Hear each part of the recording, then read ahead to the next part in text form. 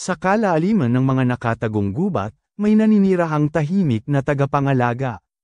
Binabantayan niya ang buhay at mga pangarap. Siya si Tala. Naglalakad si Tala sa sinaunang gubat, banayad ang bawat hakbang sa lupa. Bumabati ang mga puno at umaawit ang hangin ng mga kantang siya lamang ang nakaririnig. Siya ang tahimik na tagapangalaga ng mundong ito. Tahimik ang gabi pero naririnig ko ang pintig ng buhay. Pinasok ni Kaloy ang masukal na gubat, kumakaluskos ang mga tuyong dahon sa bawat hakbang niya.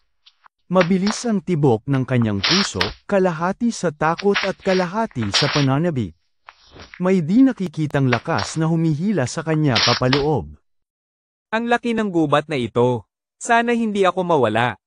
Nakatago sa mga anino, minamasdan ni Tala ang bata. Ang dalisay na puso ni Kaloy ay kumikislap na parang maliit na apoy sa gitna ng malawak na gubat. Kumislat ang puso ni Tala sa isang damdaming matagal nang hindi niya naramdaman. Sino kaya ang batang ito? Kakaiba ang liwanag niya. Huminto si Kaloy sa tabi ng isang napakalaking punong balete, ramdam ang sinaunang lakas nito.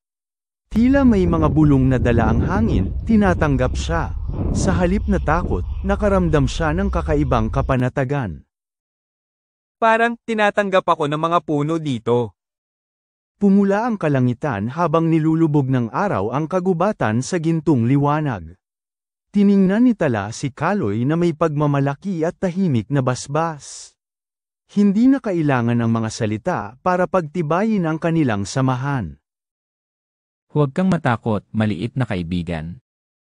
Hindi po ako natatakot. Medyo nagulat lang po. Dahan-daang umupo si Tala at may inilabas mula sa kanyang tagiliran. Hawak niya sa malaking kamay ang isang maliit na plotang kahoy, maayos ang pagkakaukit. Iniaabot niya ito kay Kaloy na may mahinahong ngiti. Para sa iyo ito, isang alaala ng ating pagkikita. Hala, ang hirap pala tumugtog. Gusto ko pong makita lahat. Magkasabay na naglakad sina Tala at Kaloy sa gitna ng kumikislap na kagubatan. Pinapailawan ng mga gintong puno ang kanilang daraanan.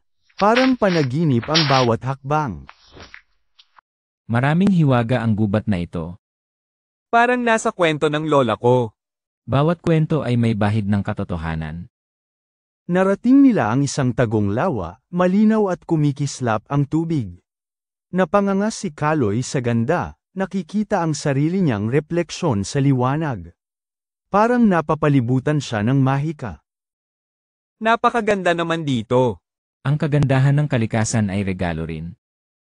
Tahimik na umupo si Tala sa tabi ng lawa, ang kanyang gintong mga mata ay sumasalamin sa kumikislap na tubig. Umupo si Kaloy sa kanyang tabi, dama ang malalim na kapayapaan sa paligid. Sandali silang nakinig sa bulong ng hangin. Mas tahimik pa rito kaysa sa aming baryo. Sa katahimikan, naririnig natin ang ating tunay na damdamin. Pumulot si Tala ng isang maliit na kumikislap na buto mula sa gilid ng lawa. Marahan niya itong inilagay sa palad ni Kaloy. Mainit ito, parang naglalaman ng buhay ng kagubatan. Alagaan mo ito, Kaloy. Pangako ko po, iingatan ko. Mahigpit na niyakap ni Kaloy ang buto sa kanyang dibdib. Pumikit siya at tahimik na nangako na pahahalagahan ang regalo. Parang sumang-ayon ang buong kagubatan sa kanyang pangako. Pangako ko, aalagaan ko ang lahat ng ito. Yan ang tunay na lakas ng isang tagapag-alaga. Pumula ang kalangitan habang nilulubog ng araw ang kagubatan sa gintong liwanag. Tiningnan ni Tala si Kaloy na may pagmamalaki at tahimik na basbas. Hindi na kailangan ng mga salita para pagtibayin ang kanilang samahan. Oras na para bumalik ka, Kaloy. Babalik po ako para dumalaw. Minsang lumingon si Kaloy at nakita si Tala na tahimik na kamakaway. Ngumiti siya at maingat na inilagay ang kumikislap na buto sa kanyang bulsa. Nagsimula na ang paglalakbay ng bagong tagapag-alaga. Hanggang sa muli, Tala. Aking kaibigan. Hanggang sa muli, Kaloy.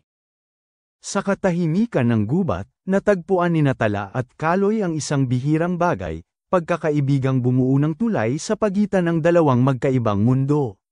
Sa kabutihan, tiwala, at pag-unawa, natutunan nilang ang hindi inaakalang samahan ay maaaring maging tunay na pamilya.